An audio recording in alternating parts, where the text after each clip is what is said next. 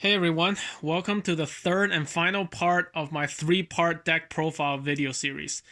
Today's deck will be my Lair of Darkness profile. So, for this profile, because it doesn't have anything to do with machines, I decided to use my Imperium Duelist playmat. And so, without further ado, let's get into the deck profile. So, for the main deck, we have two copies of Darkest Diablos, Lord of the Lair. I cut this card down to 2 from 3 because I found that at 3 it was a bit cloggy. And also its effect to summon itself and rip a card out of your opponent's hand are both hard once per turn effects anyway. Thus, even if you had all 3 Diablos in the graveyard at the same time, and the conditions are met for you to summon him back, only one of them can be summoned back. You cannot summon all 3 back. But with that said, this is an amazing boss monster. It is able to summon itself back from the graveyard, similar to Grapha, and its other on-field effect allows you to rip a card out of your opponent's hand. And in addition to that, it has built-in protection from both targeting and kaijus. Not that your opponent will want to kaiju any of the monsters you control, even if they could anyways, given how this deck works. A few rulings you should know about Diablos is that you can only summon him back from the graveyard if you tributed one of your own, if one of your monsters get tributed. But so if you tribute one of your opponent's monsters, even if it's via your own effect, you cannot summon Diablos back. But the good thing is that it can be tributed, your monster can be tributed via any means. So even if your opponent kaijus one of your other monsters, you can special summon Diablos back from the graveyard. And this is a trigger effect, so you can play it during either player's turn, as long as the conditions are met. Also, its effect to rip a card out of your opponent's hand, you do not get to look at your opponent's hand, you do not get to choose the card, your opponent gets to choose. So, I understand that's kind of a necessary drawback, otherwise it'll be way too broken. But even then, I say its effects is still really good in that it forces your opponent to play with fewer cards. Next up, we have 3 copies of Lilith, Lady of Lament. This card is a trap card searcher of the deck, and to start off, it's a 2000 attack, level 3 Dark Fiend type. This automatically makes it a tour guide target. Its effect is reduces its attack to 1000 if you normal summon it, but that doesn't really matter that much because it has a quick effect. So it effect basically allows you to tribute any dark monster, and you can select 3 trap cards from your deck, and then your opponent randomly selects one of them for you to set on the field. And remember that this is a quick effect, so it works really well in conjunction with cards like Lair of Darkness. So if you normal summon it and your opponent plays something like a Torrent Tribute, you can chain Lilith's effect to tribute herself off and then still get a trap card out of your deck and essentially make it so your opponent just wasted their Torrent Tribute for nothing. Next up, we have 3 copies of Arima, the Wicked Warden. This card is essentially the Gravekeeper's commandant of the deck, in that you can discard it to search for your Lair of Darkness. But it also has a pretty cool on-field effect as well. Its on-field effect essentially allows you to tribute any dark monster, including itself, and then draw a card. So it's essentially, you can trade it and your normal summon and treat it as an upstart goblin, or you can just discard it from your hand and search for your field spell. This dual utility definitely gives this card a lot of versatility in this deck. But its other effect says that if you tributed a dark monster other than itself, you can add 1 dark monster with 2000 or higher defense points from your deck to your hand. And since Diablos has 2000 defense points, that means if you summon Arima and use this effect to tribute another dark monster you control, you can search your Diablos from your deck, and since a monster was just tributed, you can immediately special summon Diablos from your hand to the field. Another monster you can search from Arima is Duke Shade, the Sinister Shadow Lord. This card works effectively like the kaiju of the deck, given you have the field spell out. And this effect reads that You can special summon it. You can activate this effect by tributing any number of dark monsters on the field, and then special summon it from your hand. And when this card is special summoned, you can add one. Let's see. You will be able to add one one level 5 or higher dark monster from your graveyard to your hand. So if your Diablos is in your graveyard, you can definitely recycle that. But then when used with Lair of Darkness, which allows you to tribute your opponent's monsters, you can actually tribute off your opponent's monster and in order to summon this. Effectively, not only is your opponent losing a monster, but you're getting a free special summon monster onto your side of the field. One thing you should know about this, though, is that because Lair of Darkness only allows you to tribute one monster at a time, one of your opponent's monsters at a time for an effect, that means you cannot give your opponent a board wipe with Dew Shade. You can only tribute one of their monsters. But even then, I say it's like the Kaiju of the deck, and let's not forget that it's also searchable. Next up, I tech 2 copies of Giorgetto. I find that this card overall is quite underrated for this deck. And the reason is because its effect can be used during either player's turn. And it's also a life point gaining card in that when you special summon it, you can gain 1,000 life points. Essentially, what it does is that during either player's battle step, you can special summon it from your hand and gain 1,000 life points. And then its other on-field quick effect is that you can tribute, and note it says tribute Giorgetto, and essentially target one of your other monsters and help it give it 1,000 extra attack points. The fact that it uses the word tribute means that it does trigger your Darkest Diablos in the graveyard.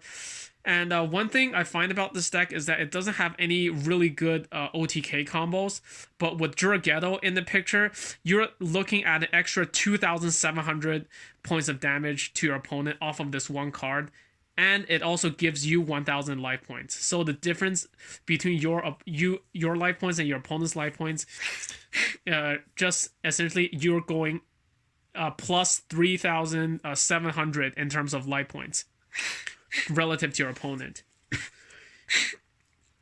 Next up, because Dark Revenant and Armageddon Knight are both currently at 1, so I run 1 copy of each, and I find that this does work pretty well. Before I was running 2 Armageddon Knights, but I find that after Armageddon Knight got hit, Dark Revenant is the next best thing, as it does something similar.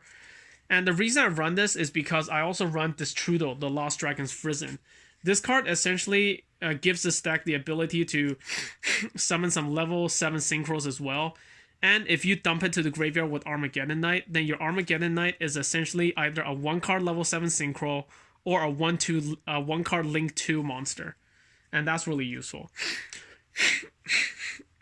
Dark Revenant does something similar, but you have to discard another monster to the graveyard as cost first to use this effect. But regardless, any deck thinning for this deck is still really useful and gives really good utility. Next, the last 2 card monsters I run in here are 1 Tour Guide and 1 Skarm. The reason I run Tour Guide is obvious, because I have 4 other targets in this deck, including the Skarm, which is over here, and the 3 Lilith. And Skarm is really good because if you dump it with Armageddon Knight or a Foolish Burial, that gives you access to Tour Guide or Lilith, depending on what you need. Even if it comes during the end phase, I'll still take that. And as one thing I found during my time playing with this deck is that you could end up running out of resources really quickly, and sometimes this deck does tend to be a little bit inconsistent. So yeah, I run these 2 cards to get to my combos more quickly. So yeah, that's it for the monsters. Onto the spell cards. Starting off, the reason why we play this deck: 3 copies of Lair of Darkness. This is arguably one of the most polarizing, but also broken field spells in the game right now. The only downside to this card is that by itself it doesn't really do anything. You have to make it work in conjunction with another card. But given how this deck works, I would say that Lair of Darkness is what makes this deck takes this deck from a good deck to a potentially broken deck. Lair of Darkness essentially makes all monsters on the field into dark attribute, and it gives you the option to essentially tribute your opponent's monsters as cost for your card effects. Yes, you heard that right. That means if you play a card and then tribute off your opponent's monster and they negate the activation of the card, even if they negate it, your opponent's monster is still sent to the graveyard as cost. So essentially, you're giving them a -2 just off of Lair of Darkness. Unfortunately, it is a once per turn effect, but it's only a soft once per turn.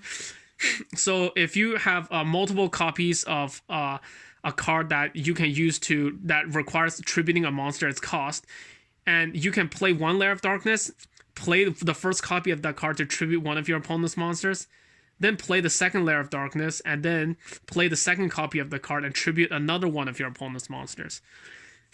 It is a soft once per turn, but if it wasn't once per turn, I guess it will be way too broken. So I guess it's a balancing factor.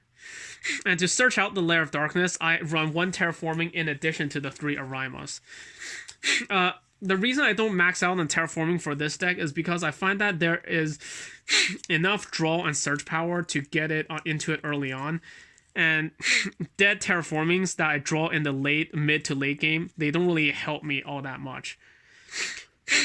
And now for the draw cards, I run 3 Allure of Darkness because everything in the main deck is dark, and 1 copy of Upstart Goblin. Again, 39 card decks are always more consistent than 40 card decks. And also for the consistency cards, I run 1 Reinforcement of the Army to search for the Dark Referent Armageddonite, Dragon Shrine to dump the Diablos and Destrudo, and Foolish Burial to fulfill a similar role. The good thing about Foolish Burial is that you can also use it to dump your Skarm if you really wanted to get a search. Next up, other spell cards I run include Dark Hole and Monster Reborn. Dark Hole, it doesn't really affect you that much because your Diablos can come back from the graveyard, and cards like Skarm and whatnot, they are floaters, they can search you. And Lilith, you can just chain this effect to tribute itself and set a trap card. And Monster Reborn is always good because, again, if you special summon your Diablos from the graveyard, that is a 3000 attack, untargetable, unkaijuable boss monster that your opponent will most likely have to waste their board wipes on, or try to run over via sheer brute force. And I'm also taking 2 copies of Mass Change 2 in here. Unfortunately, Mass Change 2 says send to the graveyard. It does not say tribute. Thus, you cannot combo it with Lair of Darkness. But it does allow you to access to one of the best floodgate boss monsters in the game right now. And I would actually personally say that monster in question is on par with Thunder Dragon Colossus in terms of how broken it is. And the last spell card I run is 1 Recurring Nightmare. Since neither Lilith nor Arima have any defense points, in the late game, if I draw this card, I can recycle two of both Lilith and Arima, or depending on what I have, 2 Arima or 2 Lilith. But if it goes that far, I think most likely if I get this card, getting the Arimas back and either drawing cards with them or simply beating your opponent down with a 1700 body will never be a bad thing. So yeah, that's it for the spell cards. Onto the trap cards. I only run 8 trap cards in this deck, but I think with Lilith's effect, after you use it just a couple of times, you should have pretty much secured the win at that point. So for the trap cards, I run 1 Eradicator Virus and 1 Full Force Virus. These 2 virus cards are really great because they can deny your opponent access to playing a certain type of card. For Eradicator, you can choose whether it's spell cards or trap cards and shut them down for a full 3 turns. And for Full Force Virus, you essentially deny your opponent from using any monsters with less than 1500 defense. And this is good because it gets rid of a lot of hand traps. And also these days, a lot of monsters generally just don't have high defense points anyway. So And even if it doesn't hit anything, it gives you a good idea of what your opponent has in their hand for the next 3 turns. So you can use these 2 cards, the 2 Mind Crushes, more effectively. And the thing is, even if you don't combo it with Eradicator or Full Force Virus, these days, there are just so many card searches going on, whether it's searching from the deck or recycling from the graveyard. You don't really need to be a psychic to figure out what cards your opponent has in their hand. Sky Striker Mobilize Engage is one of the most commonly played cards in the meta at the time of making this video. And essentially, if they play that card while you have a Mind Crush set, you can just play the Mind Crush and declare the name of the card they search with it, and they have to instantly discard it. Next up, I run 1 Lost Wind because my instant infinite impermanences are all taken by my Cyber Dragons and ABC deck. But I say Lost Wind is the next best thing because it's definitely better than Breakthrough Skill in that you can use it during the damage step as well. Also, if your opponent special summons a monster from the extra deck, which most decks these days tend to do a lot, you can essentially set Lost Wind from the graveyard back onto the field and get a second use out of it. So yeah, that's really useful. Next, I run 1 Toronto Tribute. Again, this is another board wipe. And the last 2 trap cards I run are 2 Ballista Squads. This card is one of the most underrated cards I have ever seen for this deck. And if you are playing Lair of Darkness and you don't run this card, I really don't know why. This card essentially says tribute 1 monster, then target 1 card your opponent controls and destroy it. So if you have a Lair of Darkness on the field, you can play your Ballista Squad, tribute your opponent's monster, and then pop another one of your opponent's cards, essentially giving you a 2-for-1. And we all know how good 2-for-1s are in the game. This is why cards like Pot of Greed are banned. And I wouldn't be surprised if cards like, cards such as like Card Demise or Pot of Extravagance end up getting hit in some way on the ban list sometime in the future. So yeah, Ballista Squad. The only downside to it I have with it is that it's a trap card. If it was a quick play spell card, that would be much better. But if it was like that, I guess the argument would be that you can't search it off of Lilith. And the fact that it's a trap card, you can at least search it off of Lilith. So that's all good. Okay, so now I'm going to go into the extra deck. So for the Link monsters, I run 1 Beauregard Dragon. I think I do not have Boral Sword Dragon. My Boral load is in my ABCs, but I think Beauregard overall, even if it's the weakest of the 3 Boral Dragons, it is still not a bad card, and it still can be played with some level of relevance. Its ability to not be able to be destroyed by card effects, that's never a bad thing. So cards like Dark Hole, Raigeki, Toronto Tribute cannot be used on it. Also, its effect to special summon from the graveyard is not too useful, but could come in handy every now and then if you want to. There's a dead card in your hand, that spell trap card, that you can just set it, get rid of it, and special summon a monster back.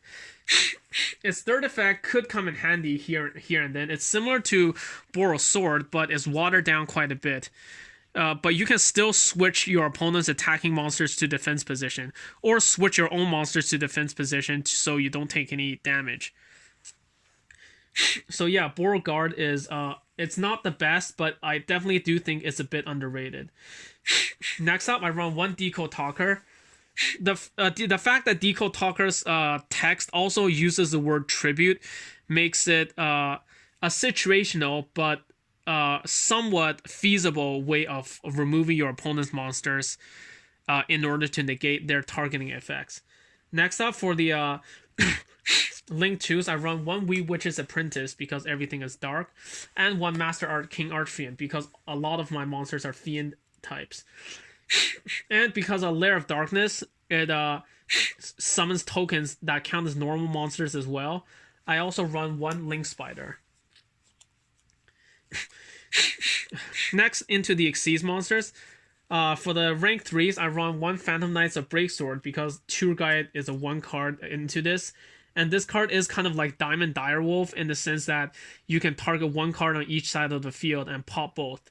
So if there's a really annoying Floodgate card or a card that you want to get rid of on your opponent's side of the field, you can just Tour Guide into this and use this effect to pop the opponent's card. Next, I also run 1 Dante because, again, even if you it helps you mill out your deck, and if you mill into something good like a Diablos or a Destrudo, that would be really beneficial. Also, it's a floater, and you can pump it up to 2,500 attack. And it after the attacks, it automatically switches to defense mode to protect itself. So there's no reason not to run this. And if you manage to get off its like a recycle effect to get Scarm from your graveyard back to your hand, that means essentially you can use Scarm again next turn. And essentially, if it's sent to the graveyard, you can search another Lilith or your Tour Guide if you haven't used it yet. Next, for the rank 4th, I run 1 Exciton Knight because, again, it's a board wipe. And it helps you come back when you're down in card advantage.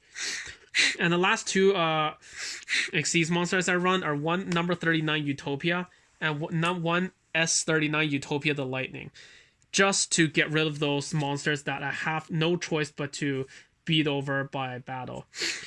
Utopia Lightning is also a really good card in that it cannot be mirror forced or deprisoned. And once you attack and you get the attack declaration off, that's it. Your opponent cannot respond, and they have to take the take the attack head on. For the synchros, I run 4 Yahtzee, the Evil of Yangzing. This card is similar to Phantom Knights of Breaksword, but it's also target proof. And at 2,600 attack, it's nothing to scoff at. I also run 1 Clearwing Synchro Dragon. This is one of the better generic level 7 synchros, I'd say. Dark Strike Fighter, again, because its effect mentions tributing. And also, because of the new end of match procedures, sometimes you just need this 1 Dark Strike Fighter to burn your opponent for the last little bit of life points. And if time is called at that point, and you're still in main phase and you cannot go to battle phase, sometimes a Dark Strike Fighter tributing itself to burn your opponent for damage will make the difference between winning and losing. And the last level 7 is F8 Dawn Dragster. Because this deck, it doesn't have enough negation ability, so if on the first turn this is the best you can come up with, this should be able to stall your opponent out for a few cards. And the last card I run in my extra deck that I use in conjunction with Mass Change 2 is Masked Hero Darklaw. This card is essentially a 1-card, 1-sided macrocosmos that only applies for the opponent. And essentially, any card sent to your opponent's graveyard is banished instead. And in addition, if they add a card from their deck to their hand, you can automatically banish 1 random card from their hand. So their 1-for-1s become -1s, and their +1s become 1-for-1s. So yeah, it's a really good anti-meta card. And it's also, as I said before, I will rank this card in terms of its Floodgate ability on the same level as cards like Thunder Dragon Colossus. Now, my side deck is kind of a work in progress at this point. But right now I run Skullmeisters, DD Crows, mostly because all my Called by the Graves are in my ABC side deck. Share the Pain. This is an really good tech choice. And one thing you should know is that the card does not affect your opponent's monster directly. It actually affects your opponent. It puts a condition on them and forces them to tribute a monster, similar to how Evenly Matched forces your opponent to banish their own cards face down. This is a really good way to get rid of monsters that say they cannot be targeted or they're unaffected or cannot be destroyed by card effects. And also I run 1 Twin Twisters because again, in case I face a back row heavy deck. Enemy Controller, again, another interesting tech choice, because this makes it so that even if your opponent has 2 monsters and you have none, if you get this card plus the Lair of Darkness, you can turn their 2 monsters into 0 monsters off of just this 1 card. And if they have an open field at that point, you can literally just go for game. So usually when you have 2 or more monsters on the field, you will be feeling pretty safe. But against this deck, against a deck like Lair of Darkness that can tribute one of your opponent's monsters to steal their other monster using enemy controller, like even then they aren't completely like safe. Next up, this card is hilarious. Mystic Walk says tribute 1 monster and then gain life points equal to either its attack or defense. And the reason why this card is hilarious is because of the new end of match procedures. Essentially, if the time is running short and you only have maybe a minute or less left to play, you can play this card, tribute the strongest monster your opponent has, and then gain equal amount of life points to its attack points. And then essentially, because of the cost, even if your opponent negates Mystic Walk, their monster still goes. And note that Mystic Walk is not a once per turn. So if you have a Lair of Darkness out, you can essentially tribute. And if you have multiple copies of Lair of Darkness out, you can end up tributing, activating another copy and tribute another one of their monsters. And the last trap card I've run for the side deck so far is Waking the Dragon. This is actually a really interesting tech choice in the case of psychological warfare.